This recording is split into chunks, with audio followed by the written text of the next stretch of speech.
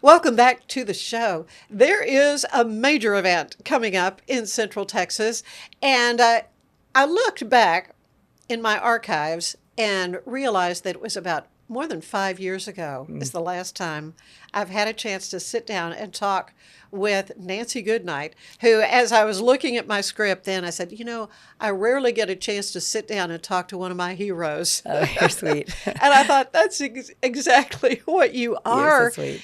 Nancy, you, it's just hard to put into words what you mean to Central Texas from the standpoint of marathons, Ironman, triathlons, the whole area of amateur athletics. Amateur athletics, fitness competition, really blazing a trail for women. I hope so. In this sport that has certainly been dominated by men. Yes, it is. Just because it's so demanding it is, physically. yeah. And you've run, so back 5 years ago, it was, I don't know, how many, 150 marathon. You're way over that. Oh, yeah. I just hit 2:01. I ran it with my daughter. Yeah. This it was a funny one. It's always funny, but yeah, we had a couple of events going. We were taking my mom on her 80th birthday cruise, and my daughter, the one who lives in DC, said, "Oh, I found a marathon we could run while we're there." And I'm like, "That's great. Sounds fun." She goes, "It's the morning of the cruise." I'm like, "Oh man, we better run fast." So we did, and we got on the ship in our little. Still wearing our medals we barely made it. We were the last ones on the ship, but really, by God, we got that race done. So there's and it's something I do with my daughter too. It's a family thing too. It so is. your daughters, how many are they all? So runners, marathoners? They have all dabbled. I have 4 daughters, all within 5 years, and they've all done some. Everybody's done a triathlon. Everyone's done at least a marathon. Some do it a little more than others. Sarah, the oldest one, Catherine, now has children, little babies, and she's pregnant again. Yay me! I know, I'm excited. So the whole grandmother thing. Oh, what I do love they it. call you? Would you believe they made it up, not me? Go. That's my grandma name. I think Isn't that perfect? Perfect. Yeah. But so my second one still runs with me quite a bit. We'll be running Boston together this year. So, and we're doing the Marine Corps Marathon in October. So you have not slowed down. I hope not. I have a little. Obviously, I'm turning 60 next year, so are you my really? pace is a little bit slower, but not a lot. I'm really enjoying it. I still get out there and enjoy it, and have the camaraderie. That's the best part with my other athletes. Well, it is a community. It is of runners, and I'm sure there's folks that you have known for years. Oh, absolutely. There's so many people I've met that I would never have known had it not been through sport. So I'm very fortunate. Well, and some of your accolades include the only woman to race in every single Ironman. The one in Ironman, Texas. Yeah, Ironman, Texas is down in the Woodlands. Starting in 2011. Yeah, and it was my very first one I ever did. And I was so nervous, I can remember. And, I'm still always nervous. That's part of the fun of it. But yeah, there's 3 men and myself who can say they've done them all. And I'm determined to win. It's a bad game of Survivor, only you don't win $10,000 or $20,000, you spend it, But it's fun. It gives me something to look forward to every May, and I drag some friends in with me and just really enjoy it. It's so fun. Yeah, and so what exactly is an Ironman as opposed to a marathon? So the marathon is running 26.2 miles. There's a full Ironman, which is 140.6 miles. You swim 2.4 miles, and then you bike 112 miles. And then after you get off that bike, you have to run the marathon, 26.2 miles, and you have 17 hours to complete it. Now, we also have Ironman 70.3, which is half the distance, and that's, 1.2 mile swim, a 56-mile bike ride, followed by a 13.1 mile run. And that's what we have here in Waco. That's what's coming up. Correct. On October 5th. Yes, here in Waco. And might as well say that it may very well be sold out. Yes. So our sellout is going to be $28.60, and so we sold out of the relays very quickly. We don't offer that many relay events. So what does that mean? A relay would mean 3 different people. Oh, One would do this, or 2. They split it up. So it's a great opportunity for people who don't run. Running is the hardest physically on the body. So a lot of people, their knees are worn out, or whatever, back. So they say, well, I could bike or I could swim, but I can't run. So they find a person who likes to run but really hates swimming. Those are easier to find. Because not everybody loves the swimming. That's, for a lot of people, especially for myself, that's the biggest challenge. So they can put together what we call a relay team. So we have that, and then the other athletes who are doing the full distance by themselves, we are it's pretty much sold out of that. So yeah. Well, that makes sense to kind of spread the love that way. It speaks volumes that we sold out last year too, but it speaks volume about our Central Texas and Waco community, that we are creating this environment that people come from all over the world. We have always, every year, every state represented, all 50, and multiple foreign countries, multiple. I mean, people will come from Switzerland, they'll come from Africa, you can't even imagine. And they have great, really moving, powerful stories. Yeah. And think what that means to the economy. Oh, it's huge. Yeah. Because they will come for, several days. Yes. This is not minimum of 3 days, because they have to check in 2 days prior, but also they'll come for the week because they want to pre-ride. And then I host rides frequently where I say, okay, I'm going to ride the course on Saturday or Sunday. Anybody want to come? You'd be shocked. One guy flew in from Utah 2 weeks ago because he wanted to pre-ride the course with me. And I was like, great. And I get to know them. I get to interact. It's very fun. Yeah. That is just remarkable. It to me, I'm just in amazement.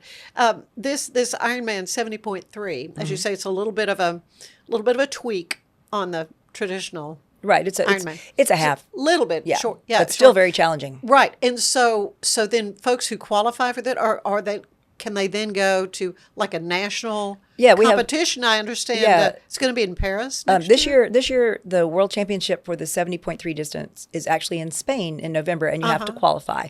And I'm proud to say I qualified, so I will be racing. It's in Marbella. When is that? That is November 8th. Okay, so it's this fall. I think I saw the calendar. They're even planning next year's. It was in France last year. Oh, it was in France last year. The full distance was in France, and I raced that again. I qualified, and I got to go do it. It was so hard. And I mean, really, why was the climbing on the bike a lot of it is part of the Tour de France. It was unreal. 8,000 feet of climbing in the first 60 miles. And just straight up. And then the descent, though, I mean, it's the most beautiful ride I've ever done, but it's kind of like you're terrified because you're having to do these switchbacks.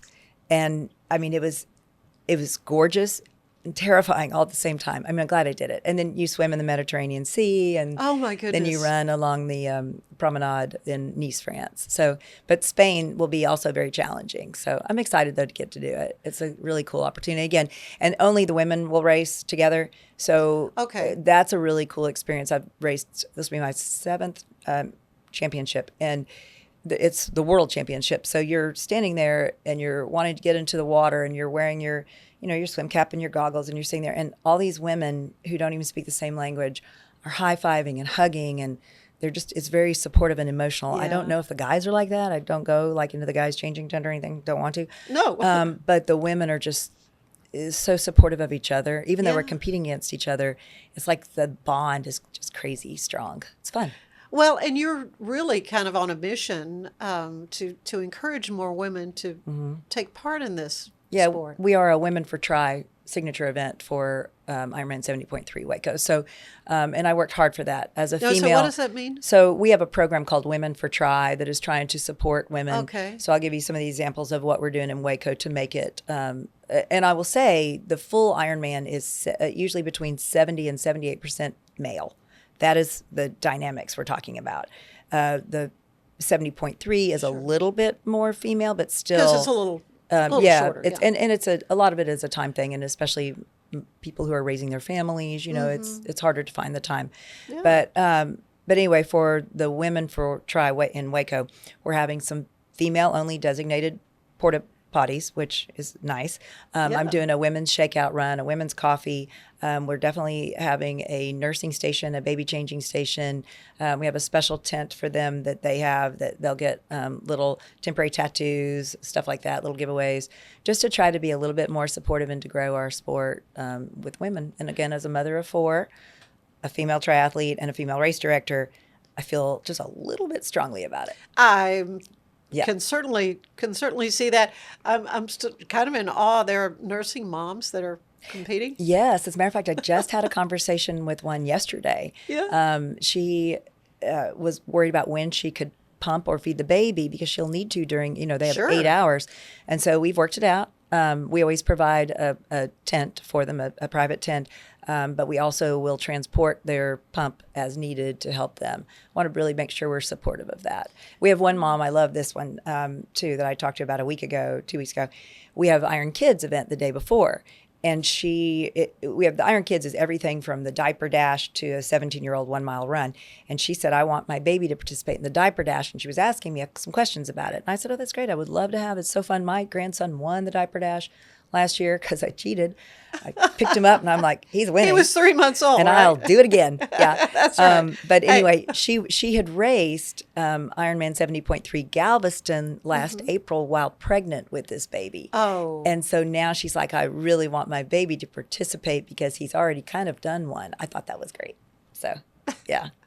I love it. Yeah. I love it. You mentioned, doing these pre-runs and sort of, so you do training as well.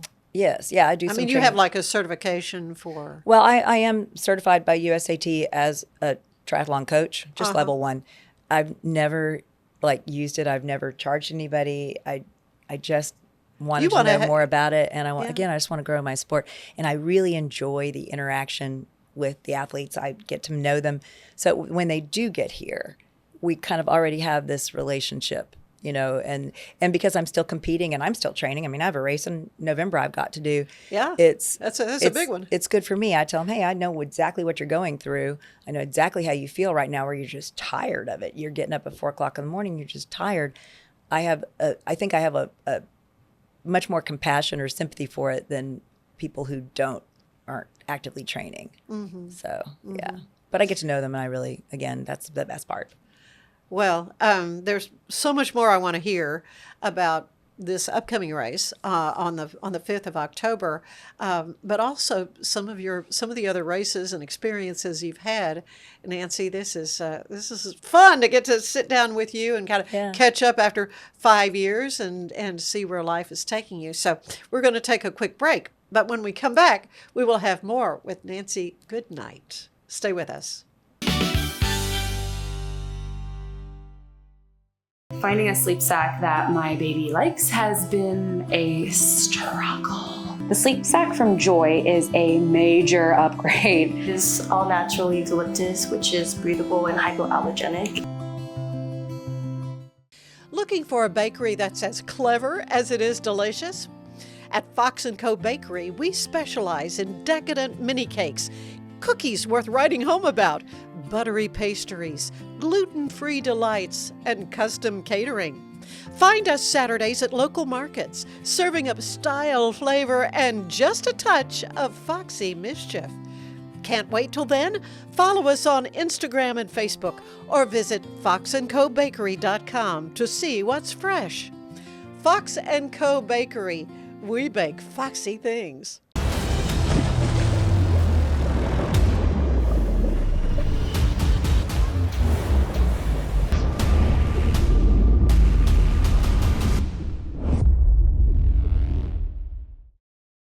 Overwhelmed by your inbox? Clean Email is here to help. Organize, clean, and manage your emails with powerful automation tools.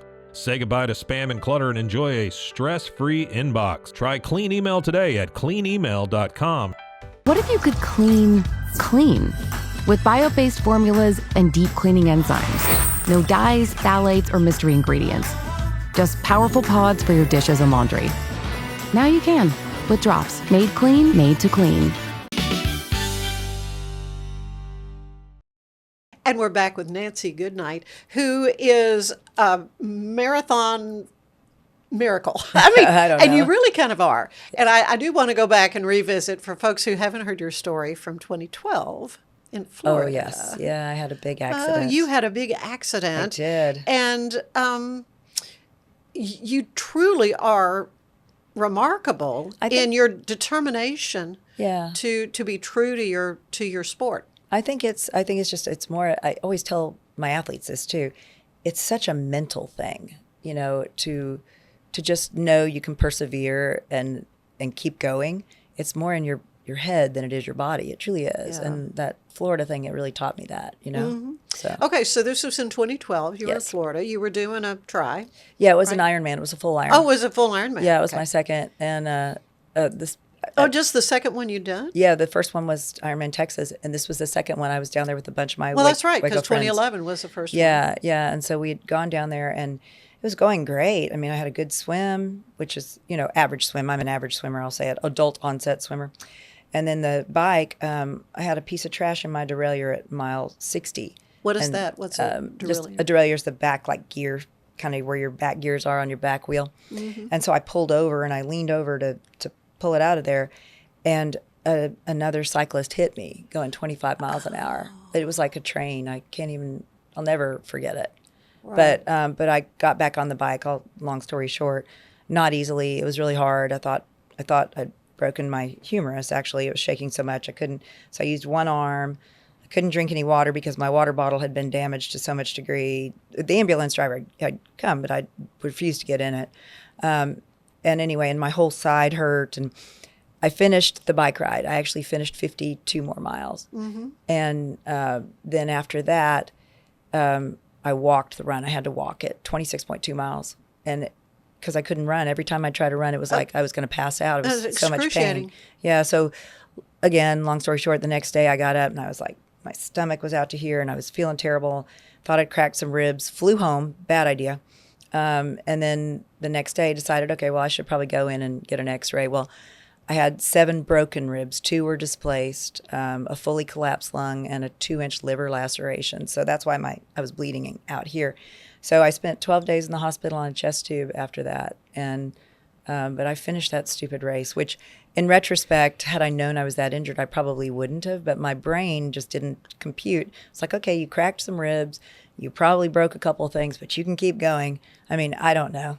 What is it in your brain that goes, yeah, you can keep going? Yeah, I don't know. It was crazy. Maybe it was because I'd already bought the kit and I was like, I can't wear the outfit.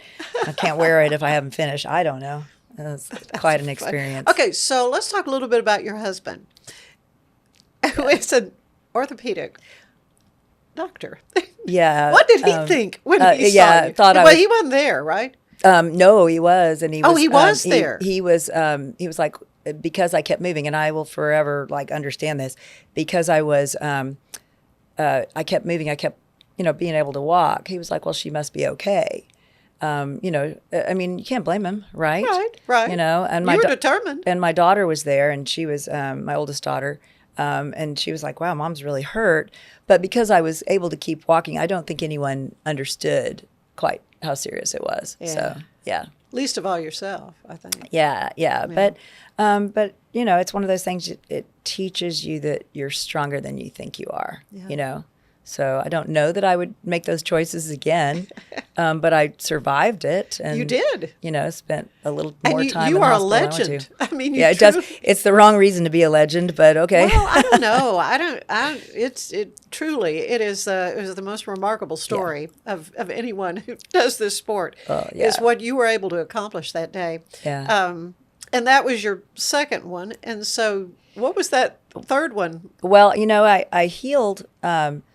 I started running back again after about 6 weeks, and I probably wasn't supposed to. And I actually did a trail marathon, I think 9 weeks afterwards. And I didn't tell my orthopedic surgeon husband at the time that I was going to run it, because I knew he would not approve, and I did it. But I was able to run. I mean, I just kept going, and with the internal injuries, I would think there would the be liver. some concern The liver was about okay. that. It was just it healed pretty quickly. It was the ribs, the broken ribs. Right, but and those that's take one of the forever most if you've ever had them. painful Oh my thing gosh! You can do to yourself. I slept sleeping up for a month, sitting up, in the recliner. Right, because I don't you couldn't understand find that. a comfortable position. Oh, it was terrible. Yeah, and but the kids were there. It was really funny because they would have to help me, shower, and they were all teenage girls, and they would get in their swimsuits and like, okay, we're going to help Mom, a little awkward. Anybody go into medicine? One daughter, my youngest, is an ER nurse, and she loves go. it. She was always probably my most nurturing, still is. Yeah. That's sweet. That's sweet. They're good girls. I'm telling you that your story is just one that I still can't get over it. But that was in 2012, and then you just kept piling on the races. And events. It's an interesting thing because for a lot of people, they want to do one Ironman in their lives, and I thought that's what I would be. It's a one and done. I want accomplishment. Whatever. For me, it just became a lifestyle. Yeah. Where I just... That's the difference. It really was. I enjoyed it. And then it became a career, which, in my 50s would I have thought I'd have a career doing this, and at any point in my life, because I mean, I was not an athletic child at all. I was a very shy, chubby girl in the back of the band. No one ever believes that, but my mother has the photographic evidence to prove it. I just don't let her show it. But anyway, I didn't start exercising until I was in my 20s, and then I started running in my 30s. So yeah. That's relatively late. Oh, very. Yeah. I think that's maybe why I enjoy it so much. It was never something that I got to do or I couldn't even run a mile when I was growing up. Like, I'm not kidding. Oh, that's the hardest thing for anybody to run that first mile. That presidential fitness thing, I was terrified. Oh, I remember that. Oh my God, the pull-up bar. Ugh. Oh gosh. Where they put me up there and then I'd go, hurt. Boop. You know, You couldn't stretch your arm out. Yeah. You hung for however long it was. I remember. Oh, I hated that. And, but you know, would I have ever thought that I would have a career where my job is to create the stage for people to have that experience of success? And it's not even just, I mean, I think a lot of times people think that everyone who's doing this sport is, you know, narcissistic. They want to prove themselves. I want to challenge myself. And there is a lot of that. Oh. But there are reasons that people come to us that you can't even imagine. And you just have to ask, why are you here? Sometimes they're recovering from addiction.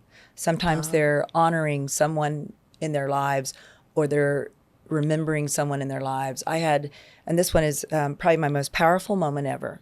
And I have to share it because it's so powerful.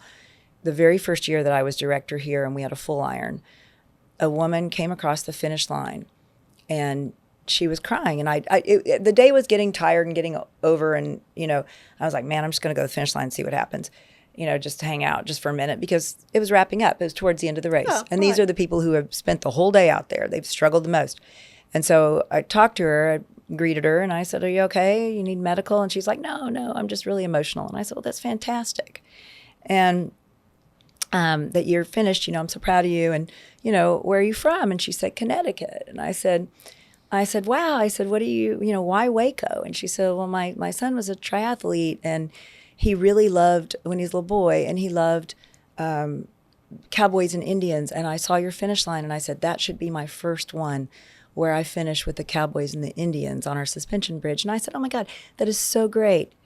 And I said, is he here with you today? And she said, no, he was killed at Sandy Hook.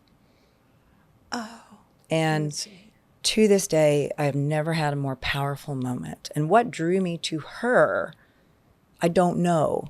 But she said, I want to bury some of his ashes. Where should I bury them? And I said, well, the suspension bridge. It was the year it was closed. I said, the suspension bridge will be open until I tell them to close it tomorrow. Mm-hmm. And so every time I run across that suspension bridge, I think of that baby's ashes at that bridge. And she has come back and she's volunteered every year. And last year I had her hold the finisher tape. Did you? And I can remember, I can't tell you what that finisher, what the first guy looked like, that winner. Couldn't tell you, because all I saw was Rebecca standing there holding that tape at the end of that bridge. So my point in sharing that is that, you know, people really, this is a lot of healing that is happening on that course. People are healing. They grieve, they suffer, they celebrate. There's a little bit of everything. You just have to ask them, why are you here? It's really powerful. Well, a mutual friend of ours on Facebook was praising you after the Skittles race that was earlier in this weekend. September, and you were director of that race. I was. So you did not get to run it. No. But she was saying you do so much to encourage. I hope so. People encourage these, particularly women athletes, to press themselves and accomplish and do. It's a very powerful feeling. I mean, I think that, and if you look at women in sport, you know, whether it's later in life like me or earlier, they're less likely to be in abusive relationships. They have higher self-esteem. They are more successful in their careers. Just because I think that that finish line, I remember the very first time I crossed it. It was a 5K. It was the Providence 5K, and I overtrained. I was so worried about 3.1 miles, but it was the most powerful, I would say, empowering feeling that I have ever had. So if I could wrap that up in a gift and give it, that's what I would do. And creating those races, that's the closest thing I can give to giving that gift. That's what I feel about. That's what you have kind of become, I mean, you mentioned being a triathlon coach, but you're race director for the World Triathlon Corporation. So yeah, that's tell me who what owns. That is. So that owns. They own all the Ironman events, as well as the Rock and Roll Marathon Series, if you're familiar with that, and some other things. UTMB, Global Running Trail Running Series, which I did one in New Zealand last year and really enjoyed. But they own all those events. So it's a huge corporation, which is That's somewhat interesting. It's very interesting. It's somewhat challenging because I'm so used to being in Waco and doing Waco Wild West or what used to be the Miracle Match Marathon or our Zoo Stampede, and I kind of get to do my own thing, which is great. But now I kind of have to go with more of a global branding. But I also have learned so much from them. Like their program and the way they do it, their safety mechanisms for not just the athletes, but for the staff, their structure and their planning and their organization is top notch. So I've been able to learn that from them and bring it back to our more local events. So it's been very fun to see this huge organization and how well they do it, and to bring that home to Central Texas. Well, and you say you do bear the kind of the responsibility of making sure people are safe as well. You can be. It's hurt. huge, especially the bike is huge, and the swim. Right. You just want to make sure when you got a bike, everybody's. you got a mechanical thing, and Yeah. and tires go out and that kind of thing. And cars. I mean, we close the course, as much as we can, but a lot of it is with vehicular traffic. And like the Waco Wild West, that's not a competitive event; it's recreational, so we don't close the roads. Okay. So we do have traffic control. That we have makes it a little officers. trickier. Oh yeah, I mean, we had a woman who was hit by a car last year. She didn't see a stop sign, and she has done beautifully and shared her story of her recovery because she was very seriously injured. Oh my. Very and I grieve over that. That's really hard. Sure. Even though, yes, she rolled through the stop sign. I still take that really personally because I just think, what could I have done to have helped her? Even though, you know what I'm saying? It's a huge responsibility. I want everyone to have a great time. I say that being a race director is kind of like being a parent and a party planner, because you got to make sure everybody follows the rules and they stay safe and they behave themselves, but you want to make sure that they come back going, wow, that was a blast. I want to come back. I had fun. Yeah. So it's tricky, but it is a huge responsibility. I say a lot of prayers when that gun goes off and we put them in the water. I do. Well, particularly thinking about the brazos and the little, critters that I've seen swimming. Oh yeah, I get a kick out of that. People are so uptight about those little gators, and I don't fear that. I mean, I swim in that river all the time, and my second daughter, she works for the Smithsonian. She's studies reptiles, amphibians, all of that, and she just laughs and says, they're not gonna like. And I've talked to the zoo curator, done a little video on it. I mean, they really, honestly are afraid of us. And I've swam the Ironman Florida, not the one at Panama City, but the one at Haines City, with much larger alligators than that. I mean, I've seen them. Lots of I've seen them, gators. and they've never had an incident ever. I mean, you're putting Really? 2,500 athletes in the water. If you're a 4-foot gator, which is what these are, and I love all the photos that everyone puts on the social media because they love to put them in an angle where they look like they're 20 feet. They're not. I think there were 6 juvenile males last year is what they were able to see, and they're younger, and they're not that big. But if you put 2,500 athletes in the water swimming, they are not going to hang out. They're not going to try to head for the hills. Sure. Yeah, I really don't worry about it. And now there are snakes that I don't like. Again, I've never been bitten or anything. That just gives me creeps. Yeah. Truth. You are a hero. I mean, just the fact that you do this It's stuff fun. blows my mind. It is crazy. Well, but how you have given back to the sport, though, I think that's really what I want to highlight because it's a big job. It is a big job, and it and brings there in are a lot to our city. Thousands though. of people, literally, that you're dealing with. So, how big is the sport? You mentioned all these different races, and Oh my gosh. it's got to be It huge. is.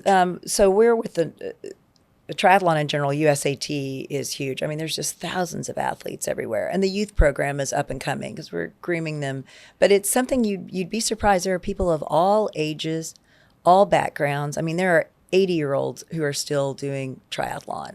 And that's, I mean, hopefully that's where I'll be, you know. That's your goal. Yeah, I hope I don't ever quit. Same with the running. I mean, you may not go as fast, but you still get that same experience of, again, the camaraderie with the people around you, and that ability to push yourself, which is a very energizing feeling of, you know, I overcame when I wanted to quit. Yeah. You know, that you really, it's like a mental brain muscle activity, I guess. I don't know. But yeah. Mm-hmm. Yeah. So at this point in your career, joints and all that, feeling pretty good? Oh, yeah. Doing good? Yeah.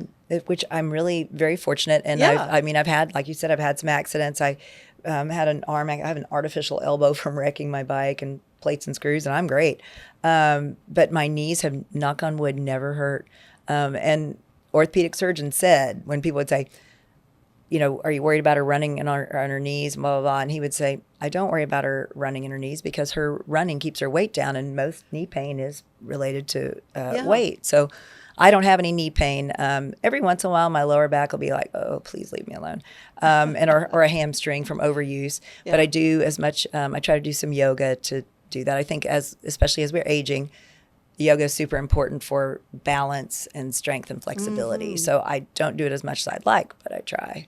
And it makes me eat a little bit healthier. And, you know, I get up early to train, so it makes me hopefully most of the time go to bed earlier, which I think is a healthier thing to do. So, yeah, getting a good amount of sleep. Yeah, you mentioned the 4 o'clock in the morning. Yeah, so a lot of those. So you've got a little group of friends, and I would think it helps to have some accountability. Somebody's I know she's waiting for me at the trailhead and then or whatever. It becomes like I could, because of my schedule, I can work most of the time, except on event weekend. I can work from anywhere, and I do. I mean, I travel a lot, and I can go later in the day. Like I could wait and go at 8 o'clock, but I have these group of friends that we meet at 5 and 5:30 every single morning, and I love them. I mean, we talk when we're running. We just chat. And like my mother's era, she would go have coffee with her friends. I can remember going. She'd drag us to people's houses. They drink coffee. For us, we go for a run or we go for a bike ride. And we have really good groups here in Waco clubs that I'm a part of. So, and you have a favorite store, I understand, right? Is there a favorite shop that here in Waco that provides you? Oh yeah, the Bear Mountain is my go-to. They do all my mechanics for my bike, and I use Waco Running Company as well for all my stuff. I try to keep as much business locally, even when I'm producing the events. I use a local vendor for the shirts and local vendors for everything, because I feel like, especially for Ironman, we're asking a lot of the community. It's a Sunday morning. You're going to be late getting to church. Yeah. You know, maybe you're not going to go to church. You stay and watch it online. I've got friends that live in China Springs. We just don't come that morning. We just call it pajama day. Yeah. And, you know, I'm asking a lot. And and Ironmen are kind of like locusts. They show up and they just kind of consume everything downtown. You know, the parking spaces, the food, the hotels, and then they leave. So how can I give back? And one way to do that is to help our economy. Yeah. And the athletes coming in, of course, they're going to eat in the restaurants and stay in the hotels. But okay, let me, you know, purchase items from local vendors and not outsource it. Like we use local tent and we use local ice and everything. I try to bring in as minimal as possible and try to make sure that we keep that dollar here in Central Texas. Well, it's going to be a great event. Yes. It's one that a lot of folks look forward to, obviously. And so that's the next big thing. And then in November, you're traveling. Going to Spain. To Spain. Yep. Oh, man. What's after that? Well, next year. Because you mentioned the Miracle Match. Is that still happening? No, it's not. We shut it down a couple of years ago. It was really hard. It was a hard decision to make, but it became financially just not stable with increased costs of traffic control and things like that. Right. It's a different world than it was when we started it 20 years ago. It was hard. It was like putting down the family pet, you know? I imagine, because that was your passion. Oh, my gosh, yeah. And people always ask me to bring it back, and maybe we'll do a half sometime just to see. But for me next year, it's my 60th year, so it's a good excuse to do everything, you know? So I'm starting it off. I'll do Ironman Texas because I got to keep my streak alive. Yeah. But then the very next day, I'll fly to Boston do the Boston Marathon the next day. And you qualify for that as well, but because of all your running, I mean, that's never an issue. You've always qualified. that one's pretty. As you're aging, you don't have to be as fast. It's based on age and gender, and I seem to be able to keep my speed up reasonably well, so it's not been a problem yet. But then I'll run Boston on Monday, and then on Tuesday I'm flying to London because I'm doing the London Marathon 5 days later. So 1 week will be a crazy week, very expensive week of just kind of kicking off my 60th year. And then I've got plans to do Kilimanjaro with one daughter, and then Antarctica with another daughter, and I'm getting another grandbaby, and I'm directing a race up in Dallas for Ironman in March. So next year is a crazy busy year. Whatever else I can throw in there, but yeah. Well, you are go-go. Yeah, I'm excited about my new. I don't know the gender yet either, so they didn't know with the first one. They're not knowing with the second. I love that. Okay, so you have. 'Cause I never knew with mine. The first is a boy. Malcolm. Okay. He's so well, cute. we shall see. We shall see. Well, I tell you what, Nancy, I just am delighted to get to catch up with fun. you and what all you're doing, and just how impactful the whole sport. This elite. Yeah, our sports commission here is.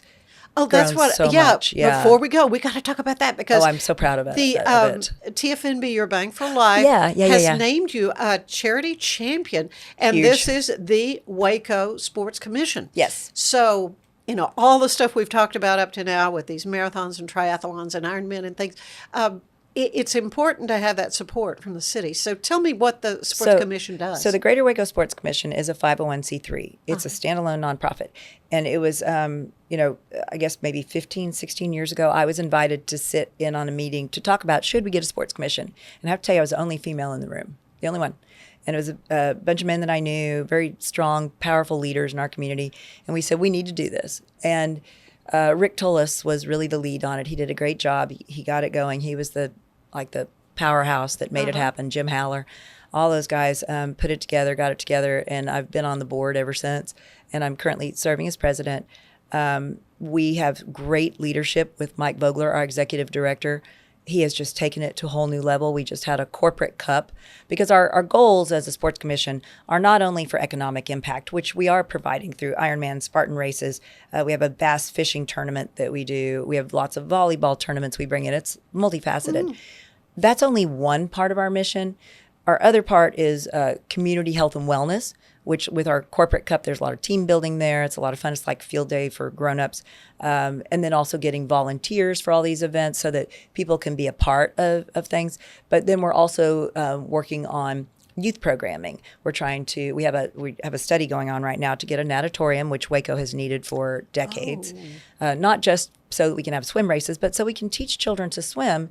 Because our drowning, we have, 3 massive major bodies of water. We have the Bosque, we have the Brazos, and we have the lake. And we don't have a program in Waco that to teach all of these children. Like my children, I drove them to swim lessons. Yeah. And Make sure they grew that up was a knowing privilege how to that I was able to give them. Right. So many children in our community don't have that. We need to, as a community, teach people to swim. Yeah. And provide an environment where they can enjoy it and be healthier and provide. And a lot of people, you were talking about knees earlier and things like that. Swimming is a great activity that you can do even if you do have some joint issues. And we have a great Waco Family Y. I love them. I've been a member for 30 years. Yeah, they have a competition. They do. Cool. It has some. It's aging. It's aging faster than I am. And so they're really having some problems with it. And it's Yeah. also 25 yards, not meters, and you need meters. I know that sounds silly, but also the high schools are using it for their swim training, so it's really limited for people like you and me to go in there and get a swim in. It's just we really need it. We're overdue. So we're going through a feasibility study right now, and hopefully we will get that facility moving along. But those are the kind of 3 pillars of what the Sports Commission's trying to do. Community wellness, economic impact, and then youth sports. So, wow. But I love being a part of it. I'm really proud. And the Charity Champions thing, TFNB, oh my gosh. It's not just handing you a check. It's literally like handing you the tools to grow your nonprofit. Right. I'm so honored by that one. Right. And Absolutely. those sessions they have are so valuable and Oh, wonderful. they are. Yeah. And the whole board can go and be a part of it. from now on. Yeah. Not just this year during your honoring year. And of course, you were presented at a football game. Oh, that was super fun. Yeah. Yes. And then it will be again at a basketball game. Yep. So yeah, we're really, again, a huge honor. Congratulations. Thank you. Yeah. Thank you. Well, it's great. I appreciate so much your time. Thanks. I know you could be out training right now, but Oh, yeah, I already had that in you today. already did that. Yes. Not that I don't need to do more. I got up and drank coffee, so here we go. Nancy, you are an inspiration, though, to so many of us. I appreciate everything you do for the community. Thank you. Same to you, absolutely. Stay with us. There is more of the show ahead.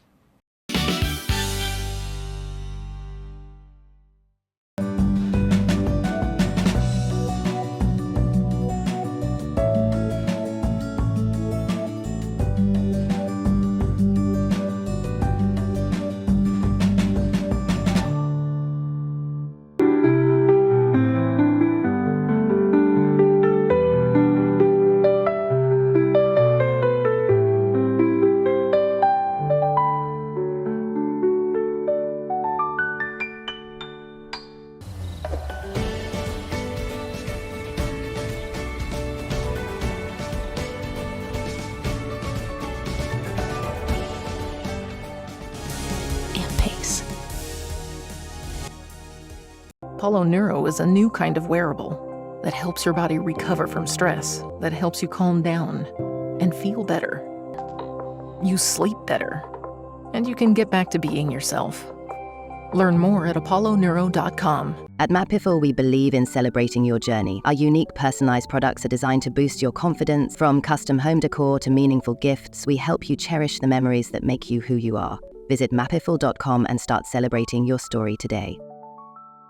Natural Cycles identifies your fertile window by analyzing changes in your temperature. Just measure in the morning, add your temperature into the app, then learn which days you can and cannot get pregnant. It's that easy. Learn more at naturalcycles.com. It's hard to find supplements that work. No, thank you. Plant-based supplements made from the Earth's most powerful plants for your immune health, gut health, workouts, and more. Find out more at auraorganic.com. Welcome back to the show. I am so happy to be talking to Jacob Lackey, who is the president of the board of directors for the Christian Women's Job Corps. And it is a favorite of mine because of what you do. You are nurturing women, transforming lives through CWJC. And so you've got a big event coming up, though. This is the 23rd of this month. So tell me about that. Yes. Well, thank you for having me. I serve as a volunteer on as the president of the board of the directors, and I've loved serving with CWJC the last several years. We have our biggest fundraiser. It's on September 23rd. It's called Baskets of Hope, and you'll be there. That's right. Hosting. Bruce Geetson and I. Yes. Yeah, it's a regular gig of ours. Yes. We love it. It's so awesome. And it's one of those great combos of meaningful, fun, enjoyable, impactful. Like, it's all the things together, which is so sweet. Yeah, it's all the things.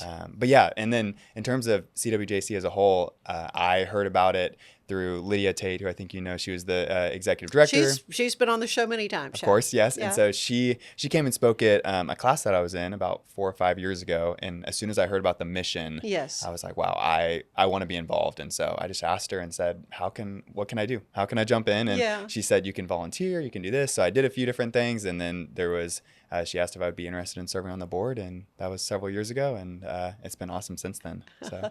Well, it's a wonderful, wonderful ministry. I mean, I'm going to call it that. It's a nonprofit, obviously, but because it is truly transforming lives. Yes. And it's not just young women. I mean, it's women of all ages who are able to find, to get that GED, to be able to go on and do what they need to do to kind of change their lot in life. Yes, and one of the things that's really cool that I think I was especially drawn to with CWJC is the holistic nature of it, because there's a lot of different programs that do GED. There's a couple in town that do it well, but what's unique about our programs is that it really is holistic. I was just thinking about on my way over here, the hierarchy of needs, and just that it's kind of a core psychological principle, essentially just boiled down to saying, if you can't pay your rent, it's going to be really hard to learn about math. which just makes sense. If I'm struggling to pay my bills, I'm not thinking about algebra. Even though learning algebra and taking a math test may be what helps me pay rent in the future, it's just hard to get there. And so that's why we see it as a holistic approach of, hey, welcome in. We want to provide our services for free. We're going to do the tutoring. We're going to do one-on-one helping you, kind of like case management and caring for you. We want to have the Bible studies, all those things. And it's just kind of a all together. It's going to, we've seen women flourish that way because we're not just saying, here's your test and you need to learn, and here's like a class for a couple hours. It's saying, here's a community for you to be a part of. Here's resources in the community that can help you. Here's someone that's going to listen and care. Here's some counseling that we offer. Just all those wonderful things that it's much more of a community. And that's what, when we hear our students graduate, that's often what they're talking about. They come in for the GED, but then they stay because they're like, this is a community that I love. I've met some of my closest friends, and that's my favorite part, is hearing those stories for sure.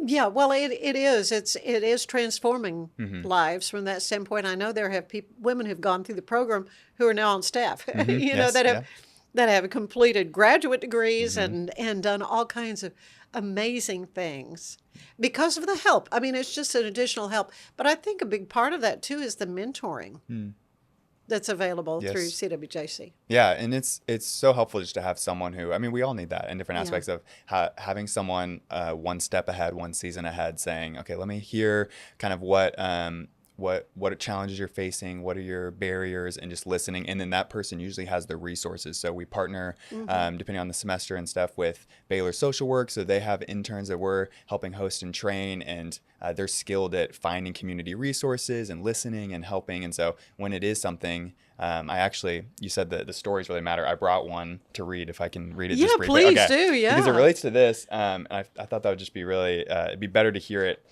from that perspective, but this illustrates exactly what you're saying. This is what our staff member wrote. Recently, a student informed their care circle, which is the mentor, that the AC in her RV had stopped working a few weeks ago. And since then, she had been relying solely on fans to try and stay cool in the Texas heat. The student originally connected with CWJC following the loss of her mother as she learned to navigate life on her own. She faithfully attended weekly case management appointments and personal development classes, even without personal transportation, relying on a friend to bring her each week. Her case manager was able to connect her to a community partner that agreed to fund the evaluation and repair of the AC unit, taking the student from a crisis-level situation to a stable environment as she continues her learning journey. Oh. Just awesome. No, that makes you feel so good. Doesn't that just get you excited? Yes. It's so exciting. Well, what is just awesome, too, is Baskets of Hope, this annual fundraising gala, which is, I call it a gala. It's a lunch. It's during the middle of the day. It's going to be at the Baylor Club. It's actually at the convention center. Okay, yes, we have moved it. Yep. We have moved it. All right. A couple years ago, it was at the Baylor Club, and we found a better placement at the convention center. Okay, so the convention center is the place for it. And you've got Coach Felicia Mulkey coming as the keynote speaker. Tell me about Coach Mulkey. Oh, man, I'm super excited. If her resume is incredible. I haven't met her personally yet, but I'm looking forward to it. But from her resume, just even the bio says she's won every single championship possible. I think she may be a more winning coach than the other Coach Mulkey. Yes. Oh, for sure. And she's yes. And one of our board members, as soon as her name came up, was like, I've heard her speak at luncheons, and she's incredible, which it sounds like that was your experience too. Oh man, I cannot wait. People are going to be just delighted. Yes. With how motivational she is too, but she's just a doll. But her success is phenomenal. I mean, everything she touches turns to gold. So yes. Literally. That'll be a really, really meaningful part. Her keynote speech at the event is going to be awesome. Okay. So how many are you expecting to attend? So we don't know for sure yet. It's coming together, but around the 400 range or so. So can folks still get tickets? Yes. So as of now, you can still get an individual ticket if you want to just get one ticket. If you wanted to get a table, we could definitely make that work too. The easiest way to do that is just to go to CWJCWaco.org, and there's a Baskets of Hope tab that you can click on, and then all the info is there about the event, how to get a ticket, and how to be there and be a part. And it's super sweet. And I don't think we've actually mentioned the Baskets of Hope part of it is a silent auction with all these wonderfully created. Yeah, that's what I wanted to talk about next. Because I promise you, I have been on baskets and I have won some baskets. And then there are always a couple of big prizes too. Yes, there's usually some really incredible raffles. There's kind of a variety of different baskets that can be bid on. So such a variety. Yes, depending on what you're looking for. My wife and I this past year for the first time, we won one, and it was for Sally's Maid Service, and they generously donated these gift certificates, and so we did a spring cleaning completely from those gift certificates, and it was amazing. Just it was a luxury experience to say, oh, someone else can come and clean and like get and all I'm the supporting details. I'm supporting my passion for CWJC. Yes, it's such a great, it's all good. Such a great partnership. They were generous to donate those certificates. We get to give towards ministry that we care about in order to, and then we still get a little bit of a benefit in that way too. And so it's clean house. Yay. Yes. So it is wonderful to see how the community comes along to support with such creative baskets. That's what's fun. Yes, there's usually some sporting events, maybe some football tickets. There's always a Buc-ee's basket with a bunch of Buc-ee's here. I saw just yesterday, we had a local cafe donate. I mean, it's got to be 20 bags of coffee. So for our coffee lovers, I mean, I was like, goodness. I don't even know how you would drink that much coffee, but someone I'm sure can. Yes. I need to put my name on that list. So I'll take you. I'll have to show you which basket that is. I think it's I want to say it's Black Bear Diner. They donate all this coffee. So that would be awesome. Good coffee. And so there's so many different options. I mean, we'll probably have 40 to 60 Bruce baskets. and I have a great time going around talking about the different baskets. And I have been doing this event since it was at First Baptist Woodway. Oh, wow. Yeah. And so it's been a number of years. I've been involved and remember and interviewed Pam Hundro, who started CWJC. So yeah, I have a similar passion as you do for the work of Christian Women's Job Corps, and so impressed and really grateful for the folks like yourself who have come alongside and worked to make this the success that it is. But there are some goals that you have financially, just doing the GED, providing, because there's some cost involved. So you want to talk a little bit about that? Yes, I'd love to. We've calculated that for each student that goes through our program, and we don't charge them anything. It's completely free for students to participate. So for all of those wraparound services, the kind of holistic support, it's about $1,500 a student to go through our program. And usually most students, they are in our program for around a year and a half. That's how long it takes it's 4 different subjects. The GED, it's a lot of classes. That's twice a week going to class and things like that. And so, yes, we're looking, it's about $1,500 a student. And so with that, we're able to serve, right now we have 94 students enrolled this fall. So roughly, 200 a year.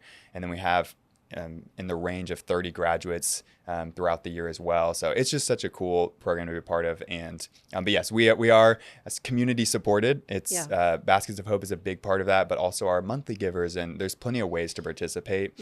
And all of that's on the website as well. But I love it because every month, whenever my wife and I give, we get to just think about the impact, and we get the newsletter that says here's the student stories, and then we get to go to the graduation and hear them share their testimonies. That's a whole other thing. Yeah. Oh my gosh, it's the best part, I think. The graduation. Yeah.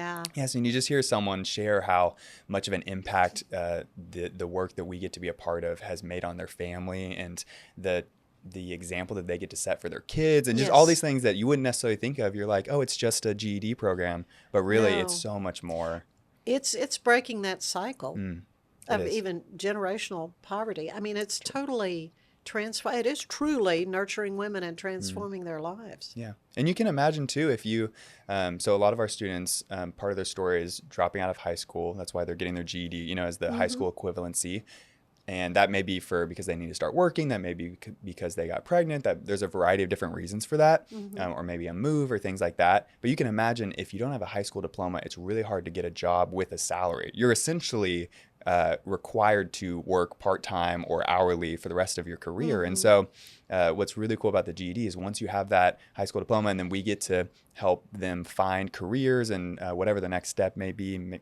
Like you mentioned earlier, we have students that go on to higher education locally or in other cities, and it's just cool to see kind of how the trajectory of their careers change, and they're able to say, oh, okay, I became a bank teller because now I have a high school diploma and now I have a stable salary, I have benefits, I'm able to provide for my family. And it's so cool to see that, like you said, the generational impact that has on their kids and their family and even their friends or their sisters or brothers. It's awesome. So. Yeah. Oh, everything about it.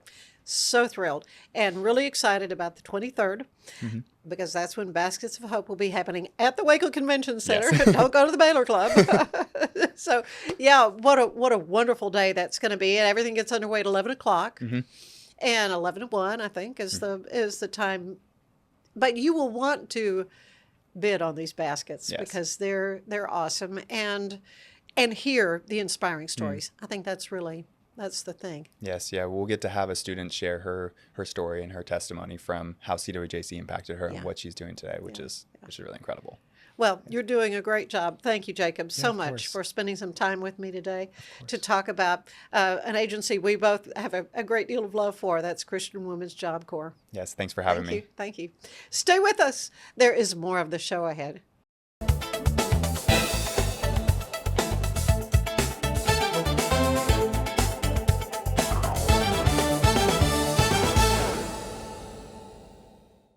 McLennan County United Way is bringing Rhythm and Brews to the backyard tonight. Join them for a stacked lineup of karaoke rock stars with entertaining performances put on by leaders in our community and some excellent cold brews. All proceeds are going to Waco McLennan County United Way. Southern Roots is kicking off Oktoberfest tonight. This special event spans 3 days and is packed with exciting activities, delicious food, and plenty of beer. So come by and get some delicious German beer and enjoy some good German music with Southern Roots Brewing Company. Finally, Eastside Market is back at Brotherwell Brewing this Saturday, September 20th. With vendors, food trucks, live music, thrift swaps, and graffiti battles, you don't want to miss the action at Brotherwell this Saturday. I'm Elizabeth Riley with your Act Locally Waco News, and I will see you next time.